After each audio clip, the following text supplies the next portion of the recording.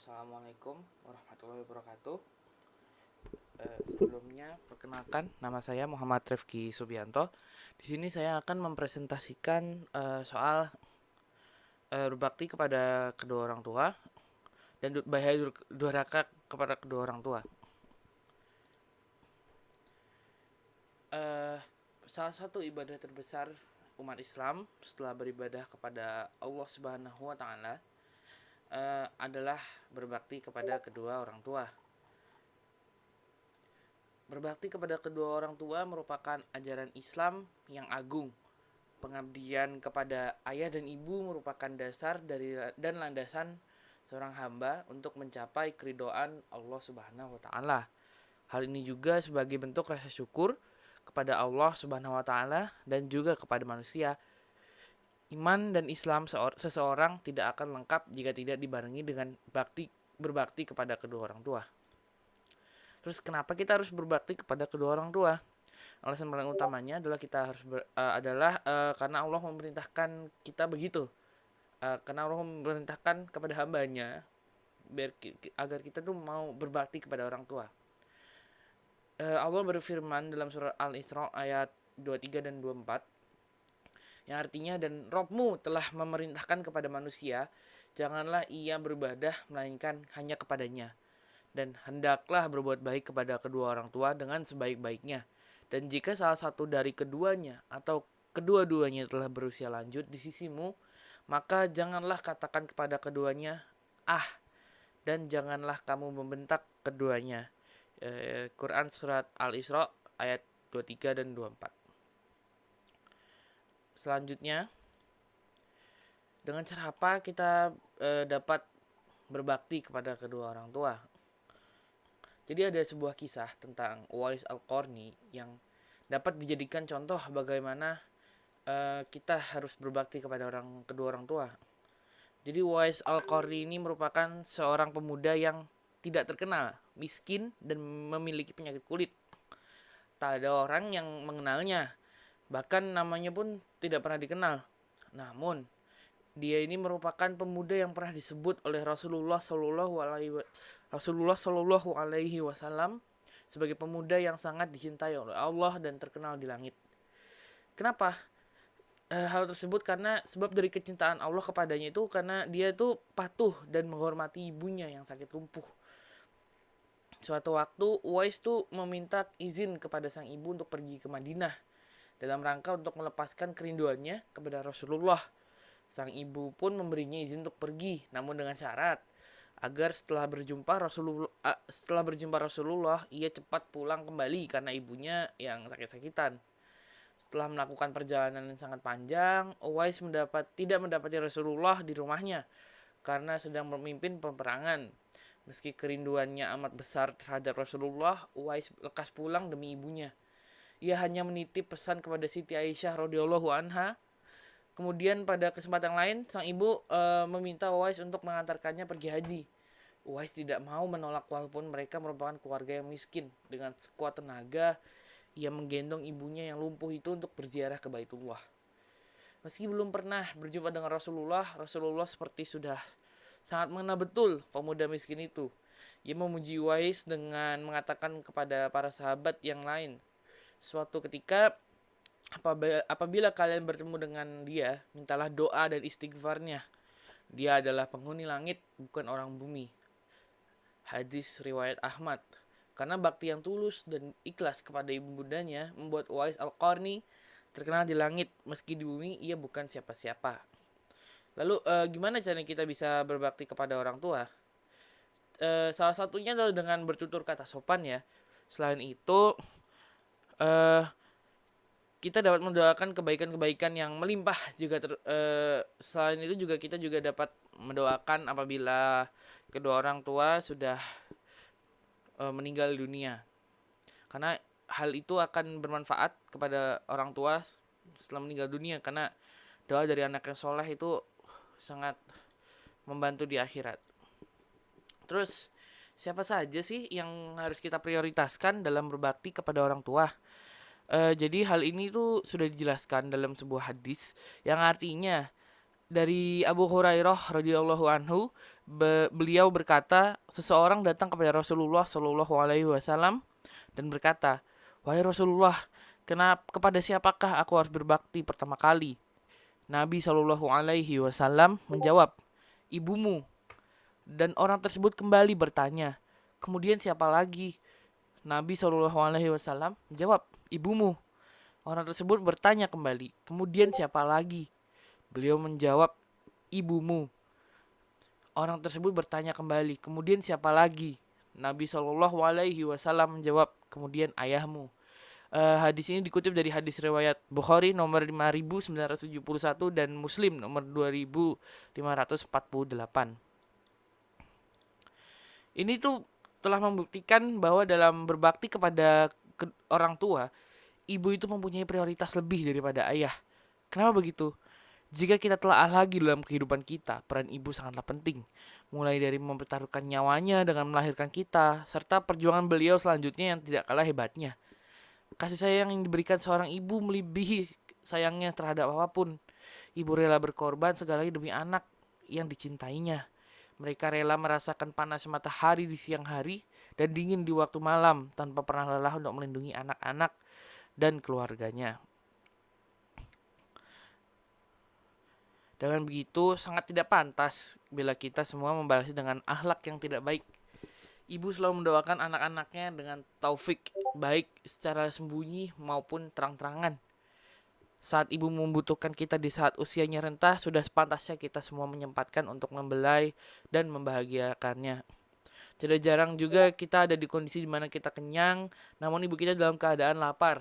Itu semua ibu kita lakukan demi anaknya yang sangat disayangi dan dicintainya.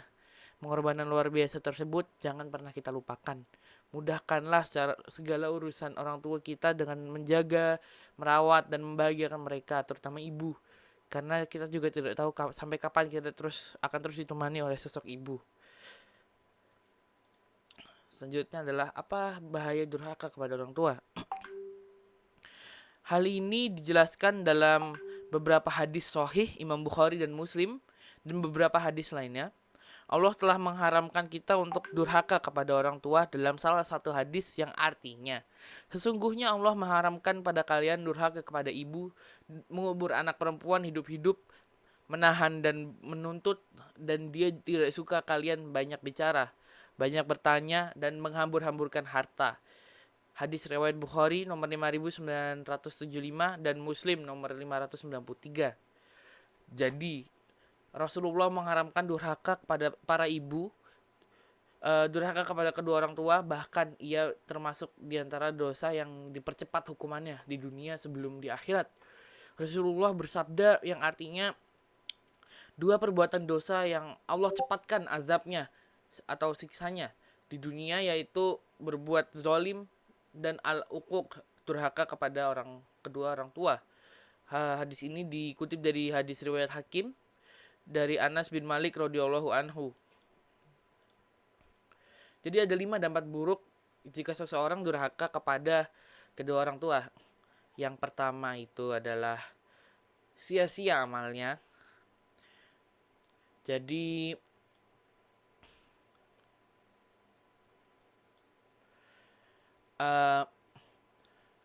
Sauban radhiyallahu anhu berkata, Rasulullah Shallallahu alaihi wasallam bersabda, 3 macam dosa yang akan menyia-nyiakan segala amal-amal lainnya, yaitu syirik atau mempersekutukan Allah, durhaka kepada ayah ibu, dan lari dari medan perang. Dari hadis riwayat At-Tabrabi. Dari hadis tersebut terlihat amal ibadah seseorang yang tidak ada artinya apabila orang tersebut melakukan 3 hal yang disebutkan. Salah satunya durhaka kepada ayah dan ibu.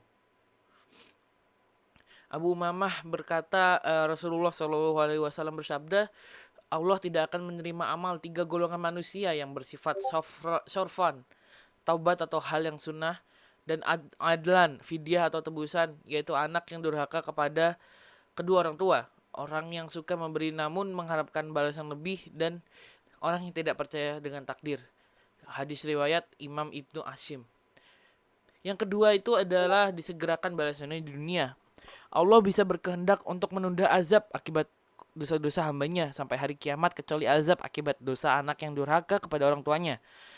Allah akan mempercepat azabnya di alam dunia sebelum ia meninggal. Ada dua pintu petaka yang disegerakan akibatnya di dunia, yaitu orang yang zalim dan durhaka kepada orang tua. Hadis riwayat Al-Hakim. Al-Hakim dan Al-Ashbahani meriwayatkan semua dosa akan ditunda oleh Allah hukumannya sampai hari kiamat nanti, terkecuali mereka yang durhaka kepada ayah atau ibu. Maka Allah akan segera memberi hukumannya di dunia sebelum mereka meninggal. Aisyah radhiyallahu anha berkata, Rasulullah Shallallahu Alaihi Wasallam bersabda, amal kebajikan yang disegerakan balasannya di dunia adalah berbakti kepada kedua orang tua dan menyambung tali silaturahmi. Sedangkan kejahatan yang disegerakan siksaannya adalah berzina, durhaka kepada kedua orang tua, dan memutus silaturahim. Hadis riwayat Imam Turmuzi dan Ibnu Majah. Yang ketiga adalah menghilangkan cahaya kesolehan. Dari kesempurnaan birrul walidaini adalah berbuat baik dan berbakti kepada orang tua ketika keduanya masih hidup dan ketika salah satunya atau keduanya sudah tiada. Jika orang tua sudah tiada, maka kewajiban anak itu untuk memelihara hubungan dengan orang-orang yang dekat dan dicintai oleh orang tua. Rasulullah Shallallahu Alaihi Wasallam bersabda, barang siapa yang menyambung hubungan dengan orang tuanya di dalam kubur, maka sambunglah silaturahmi dengan sahabat-sahabatnya setelah ia meninggal dunia. Hadis riwayat Abu Ya'la dari Ibnu Umar.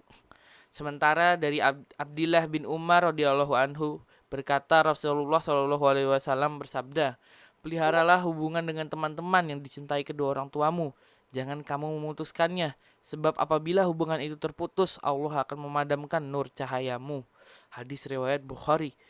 Dari kedua hadis tersebut dijelaskan hubungan persahabatan orang tua yang terjalin dengan baik apabila tidak diteruskan oleh anak-anaknya tentu akan hilang jika hubungan tersebut masih kerabat atau keluarga.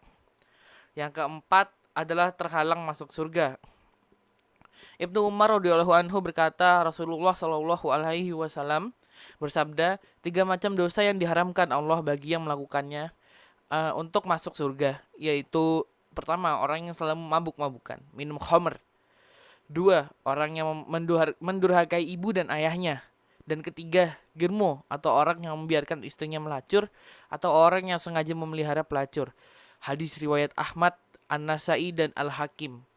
Selain itu, Abu Hurairah berkata, Rasulullah Shallallahu Alaihi Wasallam bersabda, 4 macam orang yang selayaknya Allah tidak memasukkan mereka ke surga dan tidak akan memberi pada mereka nikmat surga, yaitu orang yang selalu meminum khamar, pemakan harta riba, pemakan harta anak yatim tanpa hak, dan orang yang durhaka kepada ayah atau ibunya. Hadis riwayat Al-Hakim dan Al-Baihaqi. Jadi jika seseorang itu taat beragama apabila durhaka kepada orang tua sekecil apapun kesalahannya, maka ia akan terhalang masuk surga. Yang terakhir adalah mendapatkan kutukan dari Allah Subhanahu wa taala. Salah satu perbuatan terkutuk atau dilaknat oleh Allah adalah durhaka kepada ayah dan ibu. Sebagaimana tercantum dalam hadis dari Abu Hurairah radhiyallahu anhu berkata, Rasulullah Shallallahu Alaihi Wasallam bersabda, Allah telah melaknat 7 golongan dari atas 7 lapis langit dan kutukan itu diulang-ulang sampai 3 kali untuk masing-masing. Padahal satu kutukan saja sudah cukup membinasakan. Yaitu yang pertama, terkutuklah orang yang berbuat liwat, laki-laki bercinta dengan laki-laki. Terkutuklah orang yang menyembelih tidak karena Allah. Yang ketiga, terkutuklah orang yang bersetubuh dengan binatang. Yang keempat, terkutuklah orang yang durhaka kepada ibu bapaknya. Yang kelima, terkutuklah orang yang kawin dengan wanita yang dirangkap dengan putrinya, ibunya dikawini dan anaknya juga dikawin pula.